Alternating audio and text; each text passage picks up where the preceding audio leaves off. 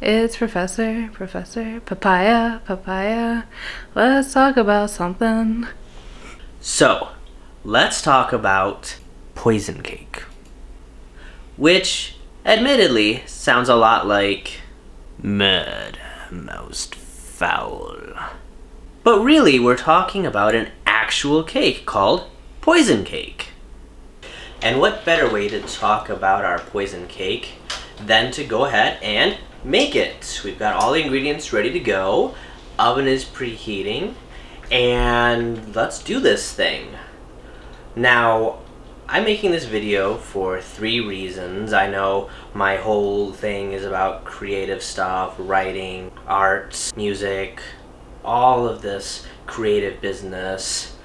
Well, one of the things that I think of as definitely being very creative is cooking and even baking, which is its own subset of cooking. It's a little different. It's really more of a chemistry experiment, you know, combining different ingredients in certain ratios to create your end result.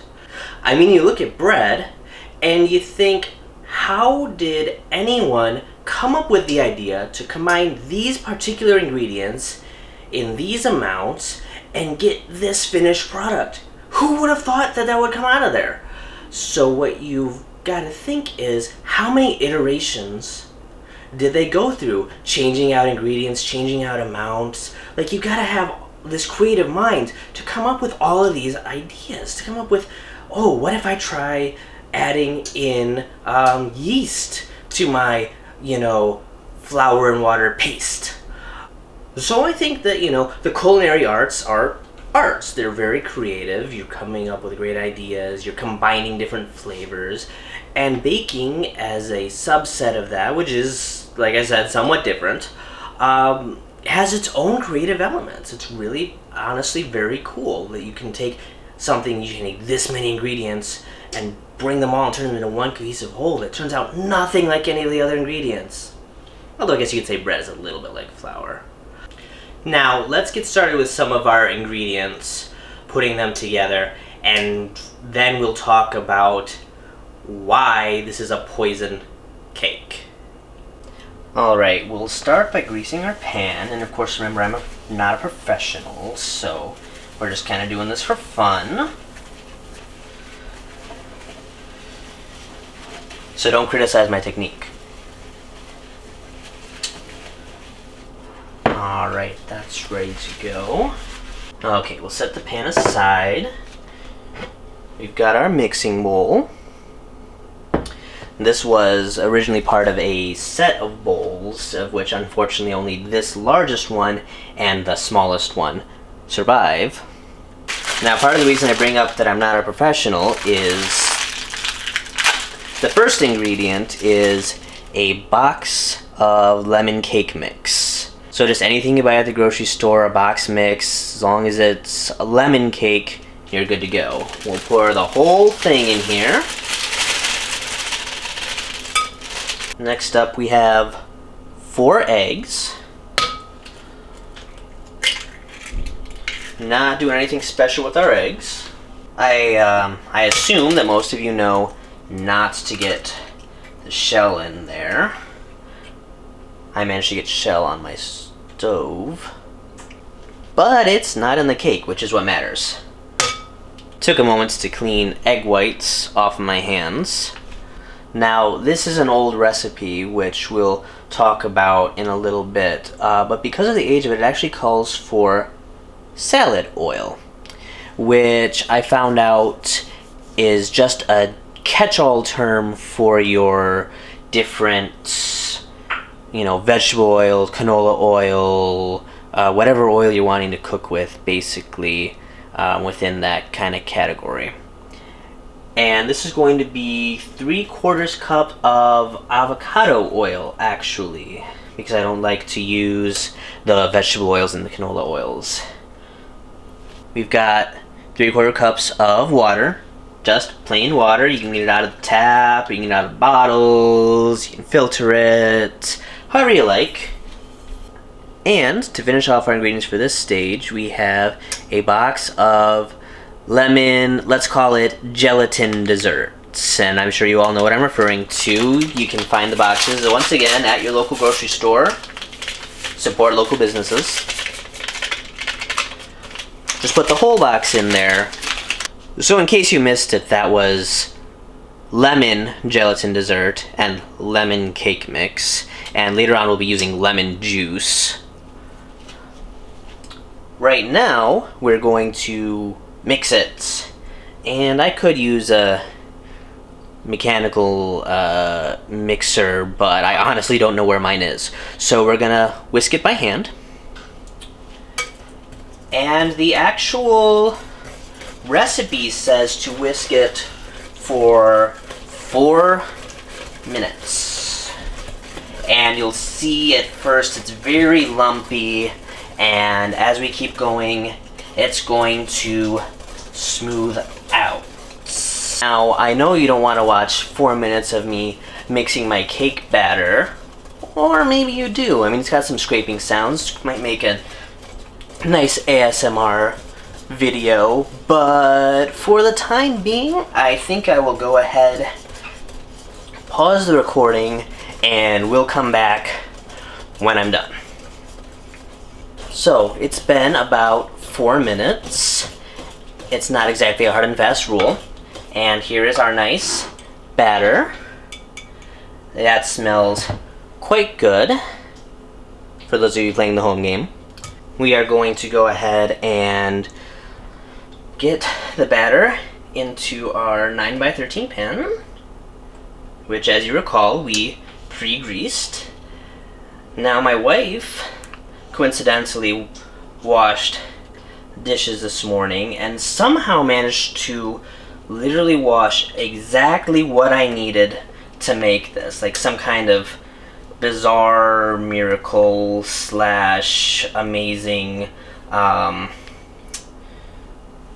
marital wonderfulness. Yes, I'm gonna put that in unedited.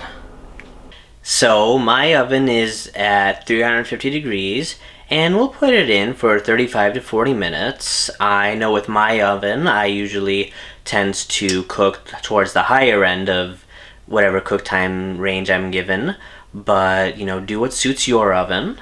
So once that's in the oven, we'll do a little bit more talking before we come back and talk about the last couple ingredients that we're gonna have to mix. But trust me, it's not that hard.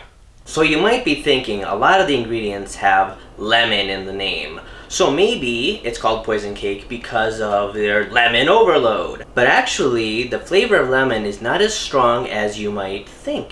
It's actually a really nice taste. It's not too sour, it's not too sugary, it's not overwhelmingly sweet like a lot of your frosted cakes, even though there's all of this powdered sugar on top, which we'll get to. So I'm sure you want to know why we call it poison cake. And the reason for that, it actually ties into another reason that I'm making this video as far as the creative aspect goes. So this is a recipe that is dated back, like I said, for a very long time. My grandmother used to make this for my father and his 2 brothers when they were small children, and the recipe did not originate with her, so I'm not sure exactly how old the recipe is, but she was making it for them when they were very small boys, and it was so tasty, and my father liked it so much that they would bake the cake one day. And actually, one thing that's very important you need to remember about this recipe is that it is better the next day after it's had time to sit for 24 hours, and that's because of the glaze that we'll be getting to in a minute, if glaze is the right word. But my father liked this cake so much that he would just eat piece after piece after piece, and no one would even get another chance at it. No one could eat this cake because my father would have it eaten within that 24-hour period. So they started telling him that it had poison in it, some rat poison. in amounts that somehow were, okay to consume one piece at a time and still be fine. But then, if you went past that, oh dear, oh dear. Well, as my father likes to tell it, he's like, yeah, I knew it wasn't poison. I still ate the darn thing. I don't know why they kept calling it poison cake and telling me there was poison in it. They knew I was gonna eat it anyway. Well, so the name stuck, and over the years, they kept calling it poison cake, and I grew up with this name. So here we have this childhood story of my father's, where, he can retell it, and it comes all across very interesting. There's some twists and some turns in there a little bit when he tells it. And, there's actually drama to this. Like, there's tension. His family wants to be able to eat this cake, and they can't because he eats it so fast. You can take stories like that. You can take stories from your childhood and, draw inspiration from them very easily. Even such a small anecdote as this. Like, this is called poison cake. It's actually just a lemon cake. But it's called poison cake to us, and it's how I refer to it to outsiders, because, it's really interesting. It's, like, people are always do, like, kind of like a double take at the name. And that's really cool because, it's got this great story to it, and you can tell that story. And I could work it into a book. I could take that story and I could be like, oh, here is a very similar story. I could adapt it and change it. You don't have to lift things directly out of your childhood and put it in. You can adapt it, change it, make it fit the needs of whatever you're writing, singing about, dancing about. You can go ahead and do what you want with it, which I think is really cool. And I think that the poison cake is a great example of a story that seems so like such a small part of his childhood. But for me, hearing this story has stuck with me for many years, and I still like to retell it, obviously. And so you can just make a story based on this. You can just tell the story of this cake, 24 hours of this cake, and just work other things in. There's so many possibilities. So let's stop for a moment. We're going to work on our glaze. We're going to put it all together. It's actually really simple. And then when I come back from that, we will talk about the third and final, inspiration, the thing that drove me to bake a cake for my, writing vlog. So now we're on our next stage. We're going to take half a cup of lemon juice, and to that we will be adding 2 cups of powdered sugar.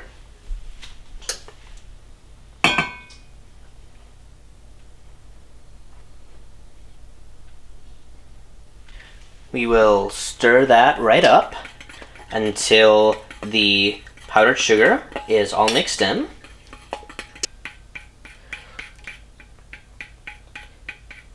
And that's it. That's the step. So the third reason that I wanted to do this video and bake this cake with you comes again from the name. This poison cake. And as I mentioned before, it's just this name that I grew up with. And for many years, I didn't question that.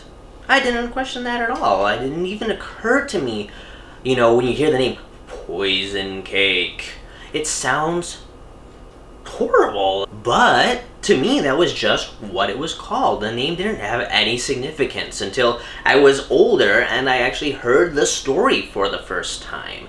And then I was like, oh my goodness, I've been calling this thing poison cake all this time. And then so when I never really talked about it to other people before then, so I didn't hear other people's reactions to the name. So it was just this thing that existed in a vacuum. Now, a similar story from my youth. I am actually part Mexican. My grandfather, very much a Mexican man, and he spoke Spanish fluently, and he had an aunt and an uncle. And we had multiple aunts and uncles. We addressed them as Tia and Tio. And perfectly normal, for a Mexican family to do that. And I didn't grow up speaking Spanish. So I would just think, this is their names. That's all we ever called them. And I just grew up thinking that. And actually, I remember being around like 7 or 8 and thinking, oh, it's so cool that their names go together like that. Tia and Tio. Huh.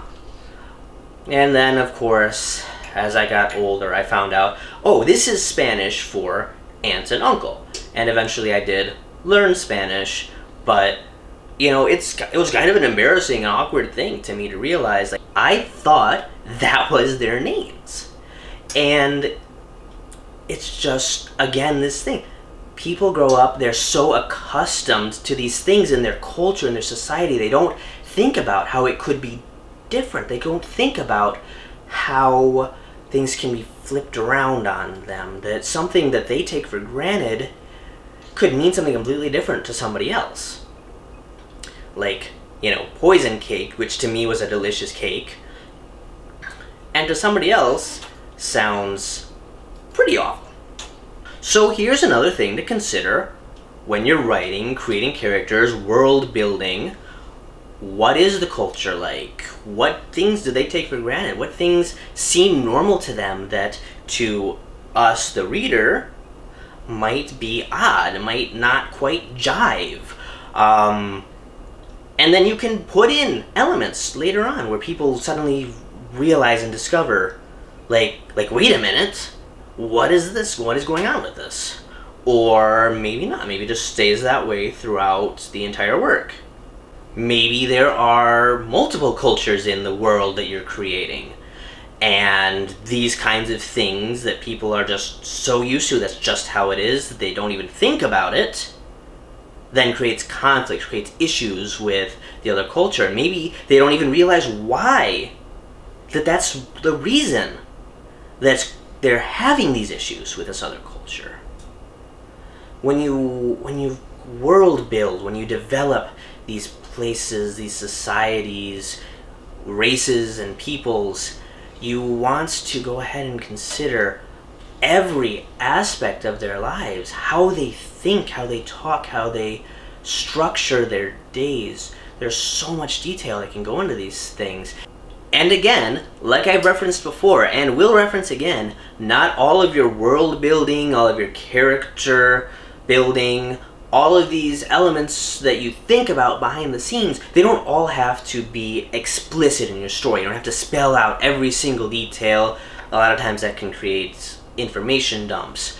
Really, you just make your story go with those details in mind, and some of them will work their way into the story, and some of them won't, but it's creating this world, and as you flesh it out, as you keep working, as you keep going, that thought that you put into it, even if it's not explicitly on that page, in those lyrics, etc., will show. It'll be a well thought out, well considered world, character, what have you. So our beautiful cake is out of the oven and has been cooling for about 20 minutes. We are going to now use our very fancy tool to create holes. Just gotta keep poking holes all throughout our cake. I'm gonna poke the crap out of some cake. Wanna make sure we're getting all the way down to the bottom.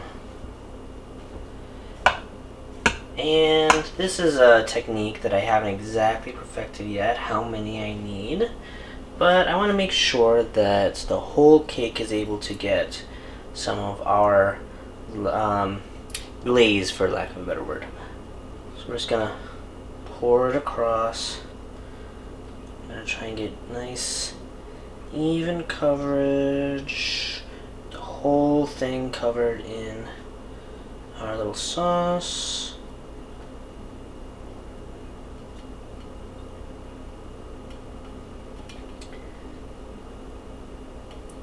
I'm just spread it just a bit. I know it pools along the sides, but trust me, that will be good.